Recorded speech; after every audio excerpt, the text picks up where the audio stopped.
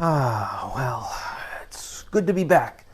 And it's good to be back to the channel. It's time to talk about... What am I going to talk about? Let's see here. I don't want to talk about politics. I already got the other channel for the movie theater stuff. Netflix controversy with Dave Chappelle. No. I have a media site for that. And viewers here didn't care about the Netflix stuff anyway, so... I guess that's out.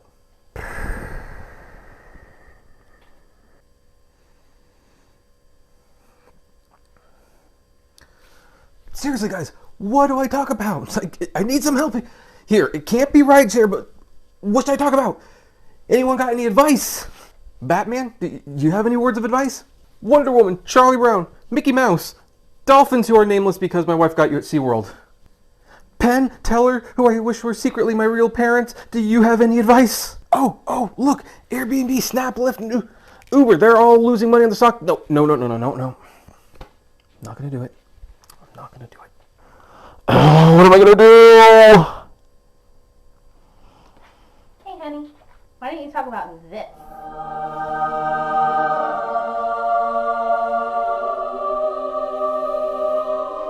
Okay, that'll work.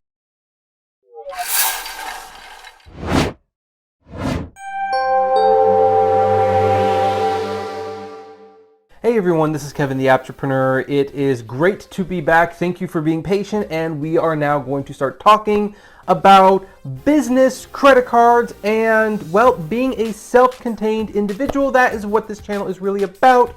This channel may have started about rideshare, but it is called the Apptrepreneur. I'm here to tell you and give you advice on how to make money in all aspects of life, not just rideshare, of which there's not really any to be made anymore. So that is what we're going to do. And if this sounds like this is something you would like to do me a favor, hit that subscribe button and smash that like button. And of course, leave a comment for future topics you would like to be discussed. Now then, some of you may have seen some of my recent little shorts. I was making short videos during my little hiatus, and one of the things that people definitely took note of was the fact that my eBay store seemed to be doing surprisingly well. And eBay is one of those little unsung heroes of the e-commerce, well, not e-commerce, I should say, one of the, how should I put, the entrepreneurial, entrepreneurial. The entrepreneurial world definitely should always be taking advantage of eBay. If you consider yourself an entrepreneur, eBay is like the #1 essential site you should be using. It always makes sense whether you want to have a dedicated store to selling merchandise and growing your own business and having your own merchandise, or whether you just need to even sell old equipment and stuff that you are using for other side hustles you are doing and no longer find that you need in your life anymore. eBay is definitely a site you should be on. However, there are expenses that come with selling things on eBay, and one of the things, especially if you want to get into the retail part of eBay, is if you need to buy merchandise, what can you do to get merchandise? And the answer to that is obviously very simple. You need credit, and preferably you would want a credit card that would have rewards. Now, what kind of credit card should you have for eBay? Well, I always tell people, first and foremost, if you need to get a credit card for your business, it should always be a business credit card. Business credit cards do not go on your personal FICO score. Aside from the hard pull and maybe what people use to evaluate to give you that business credit card, it will not affect your personal FICO score. It will go on a separate business score. And so you should always consider a business credit card before you consider a personal credit card. However, what happens if you are starting out? You're new and your credit is shot. Maybe you're recovering, maybe it's lower than it should be. You haven't really gotten started on this yet. What can you do? Because business credit cards, I'm not gonna lie, usually require you to have a FICO score of 700 or more. There are a couple of business cards that don't require quite as high of a commitment, like the Discover business card and the Capital One Spark business card. The problem with those cards is that, with the exception of the high tier Capital One Spark business card, all these business credit cards report to your personal credit report as well as your business credit report. And since business cards are used to carry a balance while you are buying inventory or equipment or even paying some fees, it is usually not beneficial to you to have a business credit card that reports to your personal FICO score. But what if you are just starting out in life and you kind of have to go to one of these lower tier business credit cards? You don't have the FICO score to get a US Bank business card. You don't have the ability to get a Chase Inc. business preferred card. Maybe the Amex Platinum business is off the table, as is the Amex Cash Plus Blue card.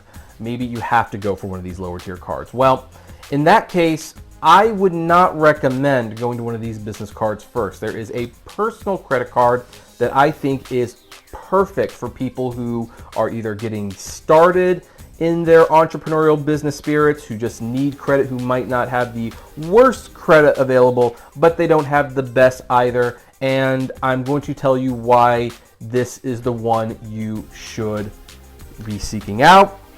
And it is this.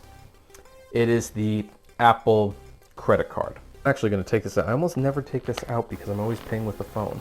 So yeah, the Apple credit card, this nice little beautiful card that's made of solid titanium, but as you can see, I don't carry it with me, and I don't carry it with me for a very specific reason, and I'll tell you why at the end of the video.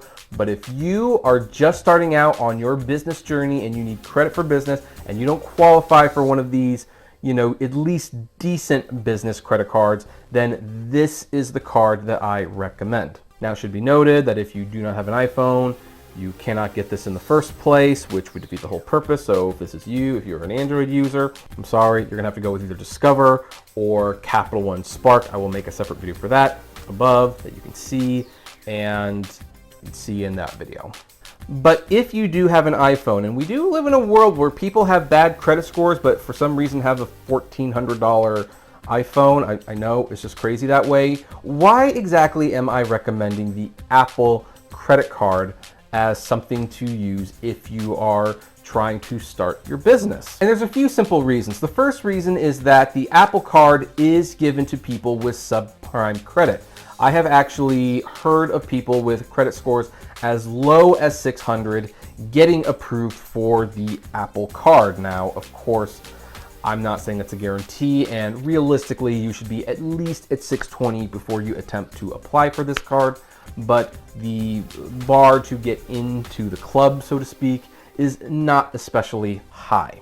What's more, you can apply for the card and you can see if you get approved and what you will get approved for without it harming your credit. So if you get approved for the Apple card, great. Apple will tell you exactly what you're approved for, whether or not you want to accept that. And then at that point, if you decide to accept the card, you can click accept, and then it will do a hard pull and affect your credit. But otherwise, if you look at the terms and you don't like the terms, you don't like what you're getting, maybe they only offer you $500 and you think that's not really gonna help you much, you can say no. Although again, if you're starting out as a business entrepreneur, this is kind of your first, you're just kind of getting your feet wet, I would basically take whatever they give you, because again, this is to help build credit so that you can build your business and be in a better position to build your business in the future.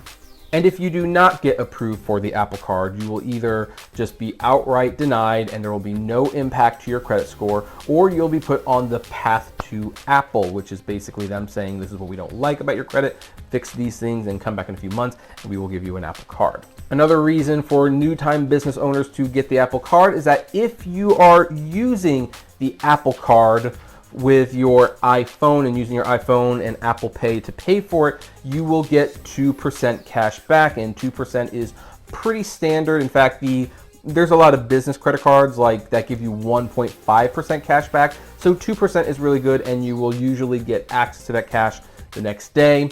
Also, if you use this card to buy Apple products like the iPad Pro or another iPhone, which you can write off as a business expense if you are using them primarily for business purposes, not only will you get 3% cash back, you will be able to get interest-free installment payments, and you will be able to write those purchases off as a business expense at the end of the year.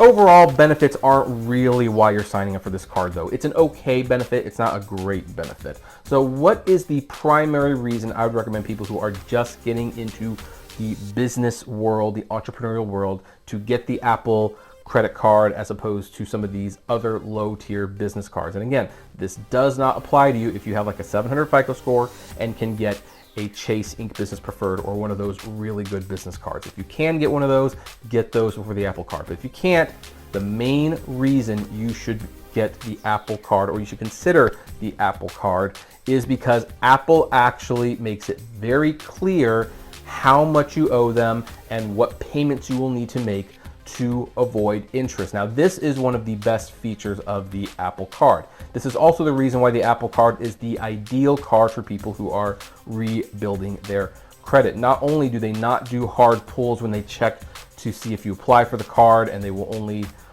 ding your report when you actually get the card. Not only will they be upfront about you with how much money you are getting when you apply for the Apple credit card, but also when it comes time to pay for the card, there is like this little slide thing. And with the slide thing, when you do the little slide, it will show on what you owe. You will see like, well, maybe I don't have this whole $377 to pay. Maybe I can only pay $200. And it will tell you how much money you will owe in interest if you pay this much and you leave that balance for the billing period. So this is a great tool. It's a great way to stay on top of what you owe and how much you will pay in interest if you don't pay that balance in full.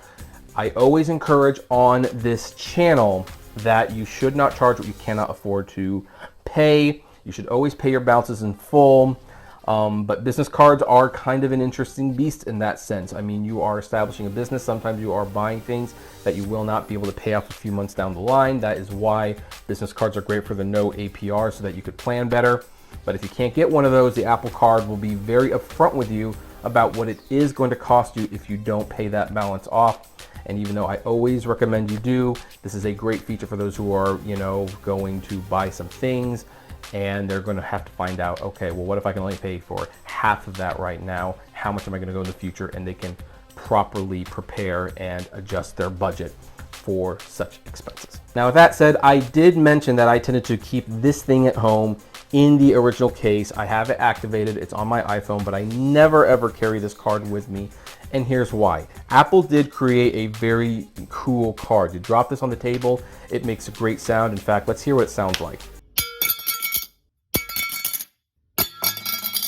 Oh yeah, that sounds great. But the thing is, the card actually punishes you for using the card. Like if you paid with Apple Pay, you get 2% cash back. If you pay with the card, you get only 1% cash back. And I personally have tons of credit cards that pay at least 1.5% cash back, and I don't need a 1% cash back card. Now, since you are starting your journey, this might not apply to you. This might be your only card that you're using for business, and there are some places that do not have Apple Pay, and that is why Apple provides a physical card. So you might still want to carry your physical Apple card around for that reason. But if you're kind of like me and you're just a little bit more established and you have other cards that have better benefits than this thing, then my recommendation is, get your free card. Why not? It's a nice card. You might as well get it. It's not going to cost you anything, but otherwise you can basically leave it at home. And that is why I believe the Apple card is the best first-time credit card for new business owners and entrepreneurs who have middling credit. Again, if you have a 670 or 700 FICO score, then I would recommend one of the real business cards. Those will help you out a heck of a lot more than this. But if you're kind of just starting out the game, the Apple card is definitely something you should consider. So anyway, that is our video today. I'd like to know, what do you think? Do you agree? Did you use the Apple card when you were starting out your business? What do you use the Apple card for now? And do you keep your Apple card at home, or do you take it with you, and why? These are all things we would love to know. So comment below, like, favorite, share, subscribe, and as always, flame responsibly. Have a good one.